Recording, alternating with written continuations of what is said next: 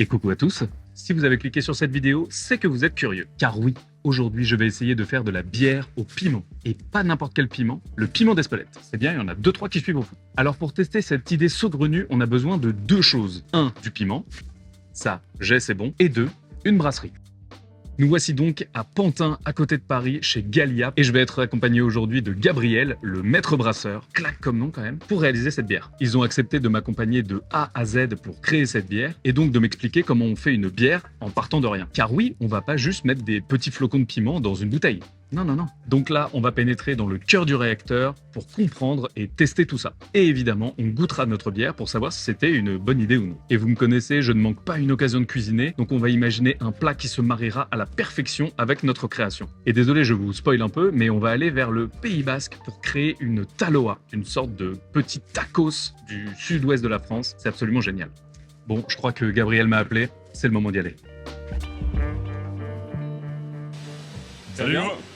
Bienvenue à la brasserie Gallia. Merci. Alors pour commencer, je sais que ça peut paraître logique, mais il va falloir faire de la bière. On commence par la base que l'on va agrémenter ensuite. Alors pour faire de la bière, c'est pas compliqué, on part de 4 ingrédients principaux. Alors celui qu'on oublie tout le temps, c'est l'eau, le malt, c'est une céréale. On va aussi mettre de l'avoine et du blé. La première chose qu'on va faire, c'est qu'on va concasser notre céréale pour faire une espèce de gruée assez grossière. Ce grain concassé, je le mélange à l'eau chaude et je vais faire un gros porridge pour extraire les sucres qui sont présents dans les céréales. Une fois qu'on a filtré notre porridge géant, on va pouvoir récupérer le précieux liquide dans notre fermenteur. Attention, c'est très très chaud.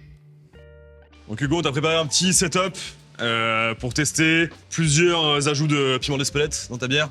L'idée, c'est que aujourd'hui, on va faire un truc qu'on n'a jamais fait pour l'instant, c'est brasser dans un petit fermenteur comme ça. Un bébé? Un bébé fermenteur. D'habitude, nous, on brasse plutôt sur les gros bébés qui sont là. Ça fait quoi, ça? Ça, c'est 8 000 litres, 80 hectos. Et ça, c'est un fermenteur de 60 litres. 150 bouteilles, ouais, c'est ça environ, ouais. J'ai trop hâte. Voilà, bah ouais. On teste les piments? Allez, on y va. Ce qui est parfait, c'est que c'est vraiment dans l'ADN de Gallia d'expérimenter, de tester, d'échouer parfois, et de recommencer. Et donc, pour notre fameuse bière du jour, on va faire plusieurs tests d'infusion du piment, à chaud, à froid, dans de l'eau, dans de l'alcool, et surtout, on va gérer les dosages. L'objectif, c'est de réaliser une bière qui a à la fois du goût, le petit piquant et la saveur du piment, mais il ne faut pas que tout ça emporte la bouche. Il faut des notes subtiles, mais assumées. Et avec la jolie couleur rouge du piment d'Espelette, on avait aussi envie de pouvoir mettre en valeur cette couleur. Donc, au-delà du goût et de la force, on va tester un petit peu les teintes. Et après une dizaine de tests, nous avons trouvé le dosage parfait que nous pouvons ajouter directement dans notre préparation. Attends, bouge pas, je vais chercher un truc. Ok.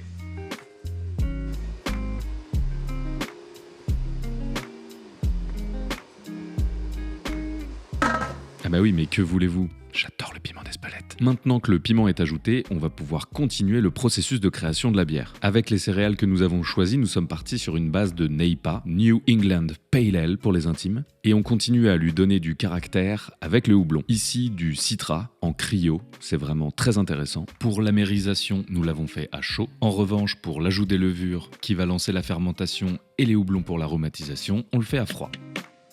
Tout va bien se passer, ça va être bien, ça va aller. Bon, comme on n'aime pas faire les choses à moitié, on a bossé avec Paul pour réaliser une étiquette pour cette création. Et je suis très fier du nom, Basque, tout basique. Et oui, que voulez-vous, on se refait pas. J'ai hâte de vous la montrer, mais je suis très fier de cette étiquette. Merci à toi. C'était un grand plaisir. J'ai trop hâte de goûter ça. Moi aussi. On se retrouve dans quoi? 3 semaines, 3 bonnes semaines. Tu viens à Bruxelles et on déguste Avec ça? grand plaisir. Merveilleux. Chaud!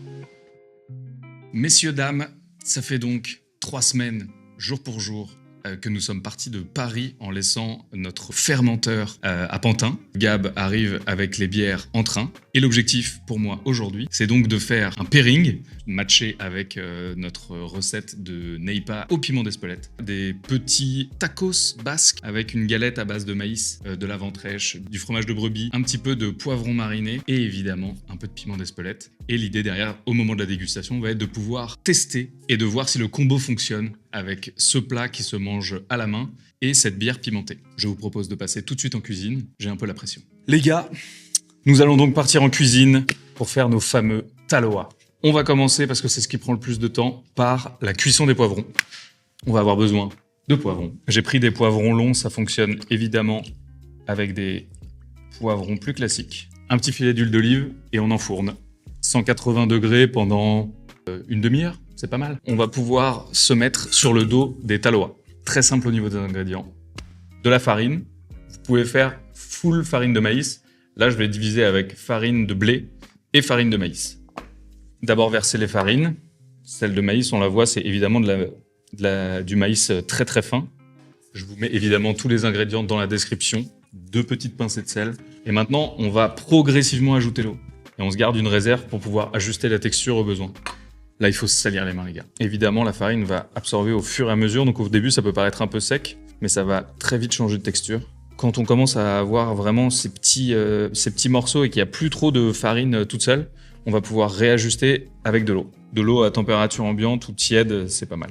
Quand on commence à avoir une boule qui s'amalgame un peu plus comme ça, le plus simple, c'est de passer directement sur le plan de travail. Et on va pouvoir travailler tout ça avec nos petites mains. Et je vous conseille vraiment d'y aller au fur et à mesure, de pas se dire « Ah là, c'est trop sec, faut remettre de l'eau », parce que vraiment, ça prend un petit peu de temps, il y a un peu d'inertie pour l'absorption.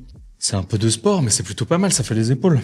Là, on le voit, la farine du plan de travail commence à vraiment bien s'incorporer. Et on le voit, on est quasiment sur de la texture pâte à modeler. Maintenant qu'on a notre boule comme ça, on laisse reposer la pâte pendant une petite demi-heure.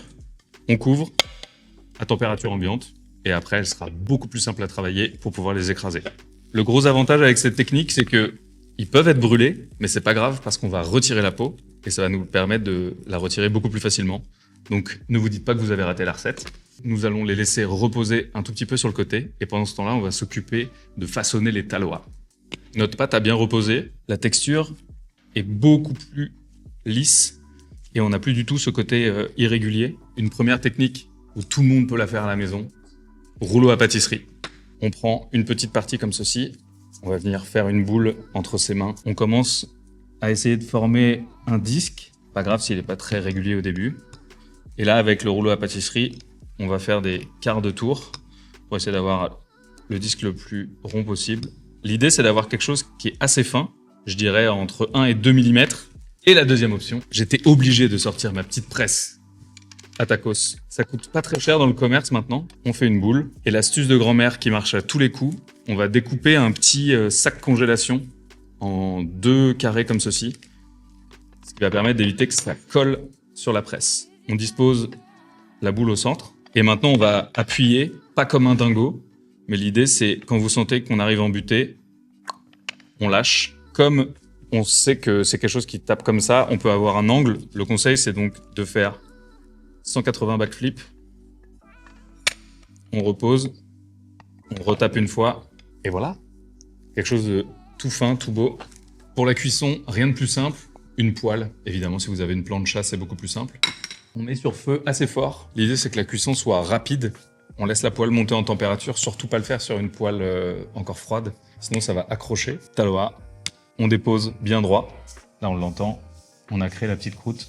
Ça accroche plus. Et quand on voit que le rebord taloa est en train de se recourber comme ça, c'est qu'on se rapproche de quelque chose. Là, on va faire un premier test. On commence à avoir une belle croûte. Elle gonfle légèrement là sur les côtés, c'est pas mal. Et très important, on va finir la cuisson dans un torchon comme ça. On ferme.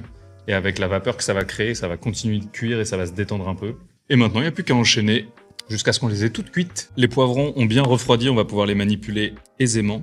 Et donc, on va retirer le pédoncule. On va les ouvrir pour retirer également les pépins. C'est pas très agréable en bouche. Et la partie la plus délicate, mais après cuisson, c'est quand même assez simple à faire, c'est retirer la peau. En ayant un peu brûlé, se détache vraiment toute seule. Et on peut faire des longues lanières de poivrons comme ça. C'est beaucoup plus digeste et agréable en bouche. On adore. On fait ça avec tous les poivrons. Et on est bon. On va donner un tout petit peu plus de goût en les faisant mariner avec un petit filet d'huile d'olive et une bonne pincée de fleur de sel. Comme ça, pendant le reste de la préparation, ils vont pouvoir s'assaisonner tranquillement, mariner et diffuser un peu tout ça à la dégustation. On enchaîne directement en cuisson avec le lard fumé. On peut faire un départ à froid. On va mettre toutes nos lanières à l'intérieur. Et maintenant, on peut allumer le feu doux moyen, histoire de pas trop le brusquer et de faire fondre progressivement le gras. Pour un max de gourmandise, on va ajouter un peu de fromage, pas n'importe lequel, osso irati. On reste dans le Pays Basque. Et l'idée, ça va être 1, de retirer la croûte, et 2, de faire des lanières assez fines pour qu'avec la chaleur du reste des ingrédients, ça fonde tranquillement. Quand la ventrèche commence à un petit peu griller comme ça, on va pouvoir la retourner. On a envie qu'elle soit légèrement colorée, mais on n'a pas envie d'un truc qui soit dur comme du bois. On veut que ça reste encore un peu tendre. Une fois les avoir retournés, moins d'1 minute, et on peut réserver. On peut réserver dans un petit récipient pour le dressage. Toute notre mise en place est prête. Les taloas la ventrèche grillée, poivron mariné et l'osso hirati. On va pouvoir faire le dressage.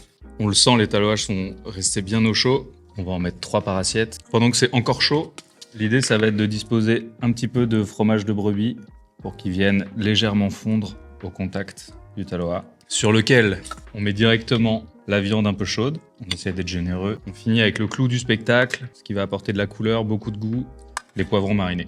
C'est magnifique, mais est-ce qu'on n'aurait pas oublié quelque chose?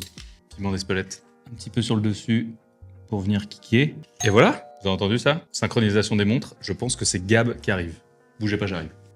Ça va, le trajet s'est bien passé? Bah écoute, super. Je te ramène le fruit de ton dur labeur, sorti tout droit du fermenteur hier, donc étiqueté dans la foulée. Basque tout basique. Ouais, magnifique étiquette. L'étiquette est là. J'ai besoin de quoi? Un décapsuleur?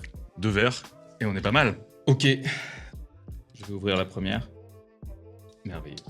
Déjà, au niveau de la couleur, on a gardé quand même ce petit côté... Alors on a un côté beaucoup plus orangé que sur une Neipa. Ouais. C'est très joli. Au nez, on l'a aussi. Hein. T'as quand même ce petit côté fumé du piment. Je me lance. On a bien le piment. Ça englobe bien la bouche. Chaleur qui vient te réchauffer les papilles. C'est pas trop prononcé, mais plus que sur la version originale, avec quand il y avait encore la sucrosité. Moi, ma crainte, c'était qu'on ait un truc qui arrache. Autant là, je trouve qu'on a vraiment ce côté pimenté et en même temps l'équilibre avec la Neipa. Bravo à toi. Félicitations pour ce travail. Maintenant, il va falloir voir si ça fonctionne avec... Bah oui, j'ai hâte de goûter, ouais. Je pense qu'on peut dire que c'est une idée qui marche finalement, le piment et la Je bière. pense que c'est une excellente idée. C'est une excellente idée.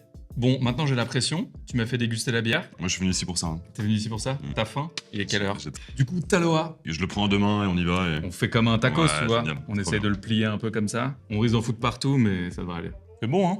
C'est excellent et ça se marie vraiment bien avec la bière. En fait, ça C'est- passe côté piquant ici. Du coup, là, ça vient rajouter cette note-là. Le houblon, ça vient vraiment magnifier le gras du cochon. Et à la fois, tu as des jeux de texture, des jeux de température. Et je trouve que ici, avec l'équilibre piment et des notes de fraîcheur de la Neipa, ça fonctionne bien. C'est un beau travail.